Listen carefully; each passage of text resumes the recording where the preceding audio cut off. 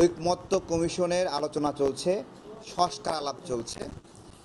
তো আগামীকালকেও আলোচনা রয়েছে এবং বিগত সময়েও আলোচনা। আমরা এই বিষয়েই প্রতিক্রিয়া জানানোর জন্য আপনাদেরকে ডেকেছি, আপনাদের সহযোগিতা চেয়েছি। আমাদের কাছে একটা বিষয় সামনে এসেছে যে আওয়ামী লীগের কিছু সহযোগী সংগঠন ছিল। তো আমরা ঐকমত্য কমিশনের কাছে দাবি জানাবো যে কোন কোন সংগঠন এখানে ছিল তাদের তালিকা আপনারা দেবেন, সেই সাথে ব্যাখ্যা দিবেন তাদেরকে আপনারা কেন ডেকেছেন, তাদের উপস্থিতি আপনারা কেন যৌক্তিক মনে করলেন। আপনাদের যে বুঝ সেই বুঝটা আমাদেরকে জানাবেন। আরেকটি বিষয় আমাদের সামনে এসেছে, সংস্কার, যে উচ্চ কক্ষের বিষয়ে আলোচনা করছে। আমাদের যে 300 সংসদ সদস্য, 50টি সংরক্ষিত আসন, এইখানে আমাদের নির্বাচন হতো, পার্লামেন্ট গঠন হতো, সেখানে ডেপুটি স্পিকার, বিরোধী দলীয়, এরকম বিভিন্ন ধরনের কাঠামোগত বিষয় রয়েছে। তো এখন নতুন করে আলোচনা শুরু হয়েছে দ্বিকক্ষ বিশিষ্ট, এই তো। এবং সেই দ্বিকক্ষ বিশিষ্ট আলোচনার মধ্যে উচ্চ কক্ষে নির্বাচন কিভাবে হবে সেই বিষয়ে আলোচনা হচ্ছে। এবং আমরা যে হ্যাঁ না অথবা কোনো মতামত নেই, গণভোটের আগে বা নির্বাচনের পরে এই ধরনের অপশন দেওয়া হয়েছে। আমি আপনাদেরকে বলছি, ঐকমত্য কমিশনের এই ফর্মেরই আমরা আপত্তি জানিয়েছি শুরুতে, যে আমরা তো আপনাদেরকে মতামত দেইনি, সিদ্ধান্ত দেইনি যে এক কক্ষ বিশিষ্ট হবে না দ্বিকক্ষ বিশিষ্ট হবে। তাহলে আপনারা পুরো ফর্মটা দ্বিকক্ষ বিশিষ্ট এই আদলে সাজিয়ে হ্যাঁ না উত্তর কেন নিচ্ছেন? আমরা দ্বিকক্ষ বিশিষ্ট সংসদের বিষয়ে এখনও মতামত দেই নাই, কিন্তু দ্বিকক্ষ বিশিষ্ট যদি হয়, এখানে এক ধরনের আলাপ আনা হয়েছে যে এইটা সংখ্যানুপাতিকভাবে হবে নাকি নির্বাচনের মাধ্যমে হবে।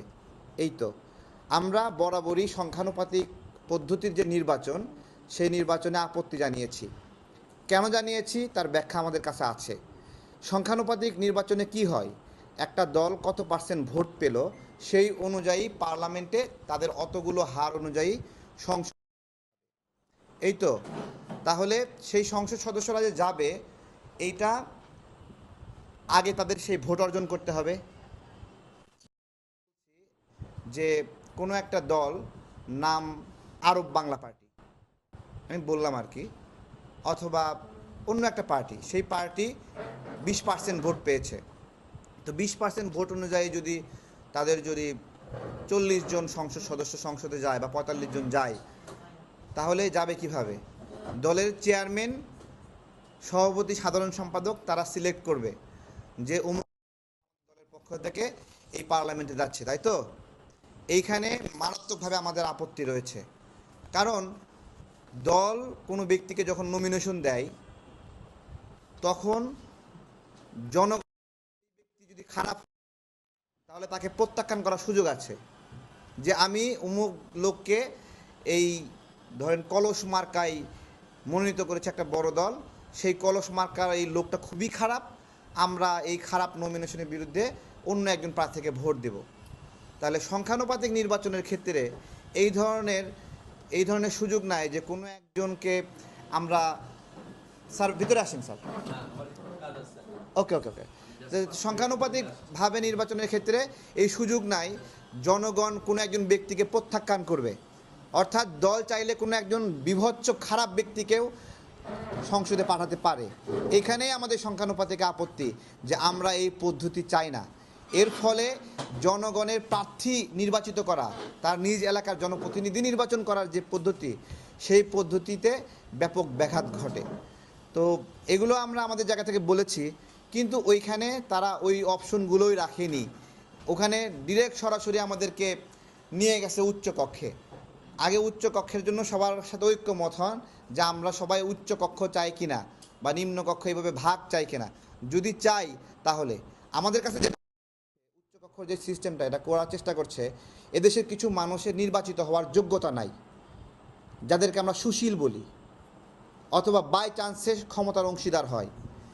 এই বাই চান্সে ক্ষমতার অংশীদার হওয়া মানুষগুলোকে এখানে ক্ষমতার অংশীদার করানোর জন্য তাদের আমাদের প্রচলিত কাঠামোতে টেকনোক্র্যাট নামে একটা বিষয় আছে, ব্যবস্থাপনা আছে, যে সরকার যদি তার মধ্যে কোনো প্রফেশনাল লোক না পায় যে কোনো একটা দপ্তর চালাবে, বা তার রাজনৈতিক প্রক্রিয়ার মধ্যে সেই ধরনের লোক নাই, তখন সেই টেকনোক্র্যাট কোটার মাধ্যমে ব্যবহার করে আউটসোর্সিংয়ের সুযোগ রয়েছে। তাহলে কি এটা একটা স্যাটেলড ইস্যু? এটা ঐতিহাসিকভাবে এই পদ্ধতিতে বাইরে বিভিন্ন সময় প্রযুক্তি বিশেষজ্ঞ বিভিন্ন ব্যক্তিকে এখানে ইনভলভ করা হয়েছে, রাষ্ট্রবিজ্ঞান বিষয়ক বিশেষজ্ঞ ব্যক্তিকে ইনভলভ করা হয়েছে। স্বাস্থ্য মন্ত্রণালয়ে যোগ্য লোক লাগবে, কিন্তু যোগ্য লোক নাই। তাহলে কি করতে হবে? একটা হায়ার করতে হবে একজন ডক্টর, সিনিয়র ডক্টরকে। এগুলো আমাদের পুরনো প্র্যাকটিস। এই স্যাটেলড ইস্যুগুলোতে এইভাবে খোঁচাখুচি করা আমরা সমর্থন করছি না।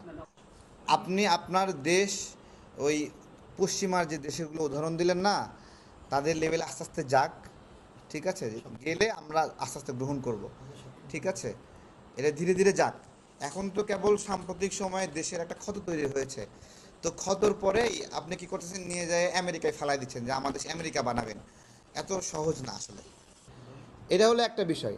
আর একটা বিষয়, ছোট সেই সকল দল যাদের এককভাবে কোনো একটা সংসদ নির্বাচনে একজন এমপি হয়ে আসার ফিটনেস নাই, সক্ষমতা নাই, তারা এই জায়গাতে চাচ্ছে যে সারা দেশে যদি 1% ভোটও পায়, তাদের 3 জন এমপি এখানে যায়। তো এই দলগুলো যাদের নিজেদের একটা এমপি বের করে নিয়ে আসার সুযোগ নাই, তারা এইভাবে সংখ্যানুপাতিক চাচ্ছে যে তারা, তাহলে এইভাবে কোনো দল যদি 0.3% ভোট পায়, তাহলে সেই দলে তো একজন, আপনি 0.3 তো আপনি অস্বীকার করতে পারবেন না। তার মানে 0.3 অনুযায়ী একজনকে দিতে হবে, তাই না? মানে একটা আংশিক কাটে তো দেওয়া যাবে না। এই বিষয়গুলোর মানে আমরা হলো বিরোধিতা করছি। এইভাবে না, রাজনৈতিক দলগুলো নিজেদের জায়গা থেকে প্রার্থী নমিনেশন করবে নিজ নিজ এলাকায়। শক্ত মাদক ব্যবসায়ীকে দিলে দেশের নাগরিকদের অধিকার আছে তাকে প্রত্যাখ্যান করার। একটা ব্যাংক লুটেরাকে যদি দেয়, তাহলে তাকে প্রত্যাখ্যান করার অধিকার আছে। এই অধিকার জনগণের কাছ থেকে কেড়ে নেওয়ার অধিকার কারো নাই। বিভিন্ন ছোট দল ভাবছে তারা অন্তত 2% ভোট পাবে। 2% ভোট দিয়ে 300 যদি হয়, তাহলে 6 জন এমপি পাচ্ছে তারা। এই 6 জন এমপি পাওয়ার লোভে আপনারা যে জনগণের বিরুদ্ধে একটা ব্যবস্থাপনার দিকে যাচ্ছেন, আমরা এটাকে সমর্থন করি না। আমাদের নিজেদেরও কিছু সমর্থন আছে, সেই অনুযায়ী আমরাও সংখ্যানুপাতিক নির্বাচন গেলে লাভবান হব, কিন্তু জনগণের লস হয় বিধায় আমরা এই বিষয়টাকে আপত্তি জানাচ্ছি। এবং আমরা সরকারকে বলছি, ঐকমত্য কমিশনকে বলছি যে আপনারা অনেকগুলো বিষয়ে জাস্ট এমনভাবে মানে বিষয়গুলো উপস্থাপন করছেন যেন কোনো দিন এগুলো সেটেল না হয়।